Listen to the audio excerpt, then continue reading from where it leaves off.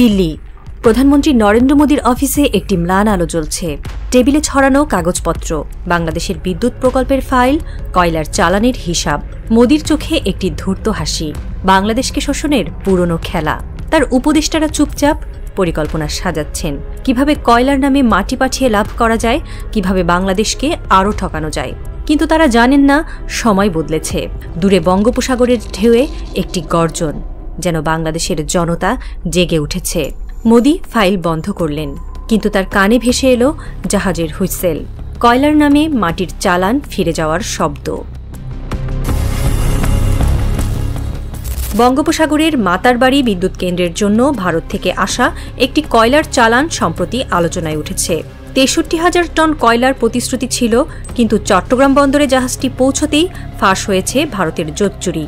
২০,০০০ ton খালাসের পর দেখা গেছে কয়লার চেয়ে মাটিই বেশি। কালো কাদামাটি মিশিয়ে ভেজা অবস্থায় এই চালান পাঠিয়েছিল ভারতীয় কোম্পানি।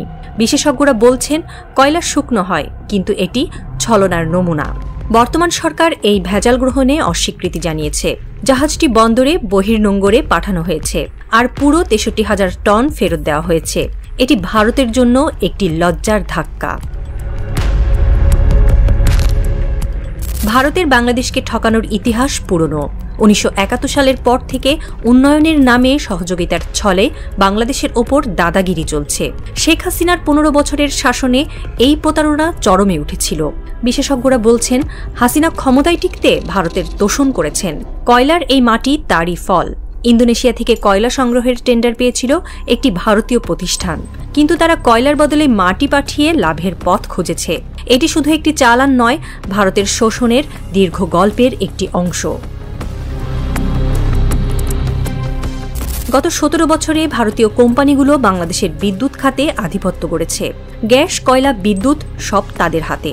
বিশ্বের অন্য দেশের তুলনায় বেশি দামে তারা সরবরাহ করে। কিন্তু এবার কয়লার নামে মাটি পাঠিয়ে তারা প্রতারণার চূড়ান্ত দেখিয়েছে। বিশেষজ্ঞরা বলছেন, নিম্নমানের কয়লা বা মাটি ব্যবহার করলে মাতারবাড়ির যন্ত্রপাতি নষ্ট হতো। এই প্রকল্পে জড়িত বাংলাদেশের কিছু কর্মকর্তার সংশ্লিষ্টতার অভিযোগও উঠেছে। ভারতের এই জোচ্চুরি শুধু লাভের জন্য নয়, বাংলাদেশকে দুর্বল রাখার কৌশল। মাতারবাড়ি বিদ্যুৎ কেন্দ্র বাংলাদেশের জন্য গুরুত্বপূর্ণ। ১৬০০ একর জমিতে গড়া এই প্রকল্পের সক্ষমতা ১২০০ মেগাওয়াট। ২০২২ সালের ডিসেম্বরে প্রথম ইউনিট চালু হয়, ২০২৩ সালের আগস্টে দ্বিতীয়টি। কিন্তু ভারতের এই মাটির চালান প্রকল্পটি হুমকির মুখে ফেলেছিল। সরকারের দ্রুত সিদ্ধান্তে এই বিপদ কেটেছে। বিশেষজ্ঞরা বলছেন, কয়লার চেয়ে মাটি বেশি, এই প্রতারণা বাংলাদেশের জন্য জাগরণের ডাক। শেখ হাসিনার ১৫ বছরের শাসনে ভারতের প্রতি আনুগত্য ছিল চরমে। কয়লার এই প্রতারণা দেখেও তার সরকার চুপ থেকেছে। বিশেষজ্ঞরা বলছেন, হাসিনা ভারতকে প্রভু মেনে ক্ষমতায় টিকেছিলেন। মাটির এই চালান তারই পরিণতি। কিন্তু ৫ আগস্ট ২০২৪-এ ছাত্র জনতার আন্দোলন সব বদলে দিয়েছে। হাসিনা ভারতে পালিয়েছেন, আর ভারতের প্রতারণার মুখোশ খুলে গেছে। কয়লার নামে মাটি এখন জনগণের ক্রোধের কারণ। আন্দোলনের পর বাংলাদেশ আর ভারতের নতজানু নয়। কয়লার ভেজাল চালান ফেরত পাঠানো এর প্রমাণ। বর্তমান সরকার দেশের স্বার্থকে প্রথমে রেখেছে। বিশেষজ্ঞরা বলছেন, কয়লার চেয়ে মাটি বেশি, এই ঘটনা বাংলাদেশের জন্য একটি নতুন শুরু। ভারতীয় কোম্পানিগুলো বিপাকে পড়েছে। তাদের ১৭ বছরের আধিপত্য ঝুঁকিতে। মাটির চালান ফাঁস হওয়ায় তাদের বিশ্বাসযোগ্যতা ধ্বংস হয়েছে। ভারতের এই প্রতারণা শুধু মাতারবাড়ির জন্য নয়, বাংলাদেশের বিদ্যুৎ খাতে দীর্ঘদিনের লুটপাটের অংশ। বেশি দামে সরবরাহ, নিম্নমানের কয়লা, এসব ছিল তাদের কৌশল। কিন্তু এবার জনগণ জেগেছে। কয়লার চেয়ে মাটি বেশি, এই সত্য প্রকাশে ভারতের মুখোশ খুলে গেছে। বিশেষজ্ঞরা বলছেন, ভারত বাংলাদেশকে দুর্বল রাখতে চেয়েছিল, কিন্তু এই মাটির চালান ফেরত দেওয়ায় বাংলাদেশ শক্তিশালী হয়েছে। কয়লার নামে মাটি পাঠানোর ঘটনা ভারতের জন্য সতর্কবার্তা। বাংলাদেশ আর তাদের ছলনায় পা দেবে না। মাতারবাড়ি এখন নিজের পথে এগোবে। সরকার এখন ভারতের বাইরে কয়লার উৎস খুঁজছে। ইন্দোনেশিয়া বা অন্য দেশ থেকে সরাসরি সংগ্রহের পরিকল্পনা চলছে।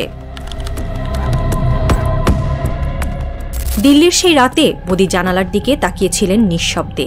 শহরের ওপর ছড়িয়ে থাকা ধোঁয়ার চাদর ভেদ করে দূর থেকে যেন মনের অন্দরে ভেসে এলো বঙ্গোপসাগরের গর্জন।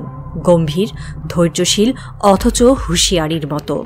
খেলাটা ভেস্তে গেছে। মোদির চোখে এক ধরনের ছায়া খেলে গেল, কঠিন, অপ্রস্তুত পরাজয়ের ছায়া। হঠাৎ করেই সেই মানুষটির মুখ ভেসে উঠল মনে, প্রফেসর মোহাম্মদ ইউনূস। শান্ত, দৃঢ় অথচ বিদ্রোহে অনড় এক কণ্ঠ, যিনি বিশ্বাস করেন একজন মানুষ নিজে যত বড়, সে তত বড় দেখতে চায় দেশকে।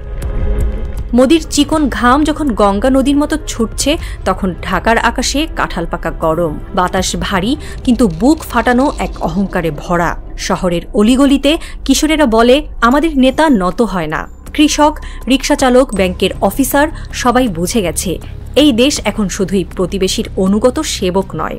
বঙ্গোপসাগরের নীল ঢেউয়ে কান পাতলে শোনা যায়, এই মাটি কারো করিডর নয়, এই মাটি স্বাধীন। আর রাতের আকাশ সে নীরবে সাক্ষী রইল, এক নতুন বাংলাদেশ জেগে উঠছে।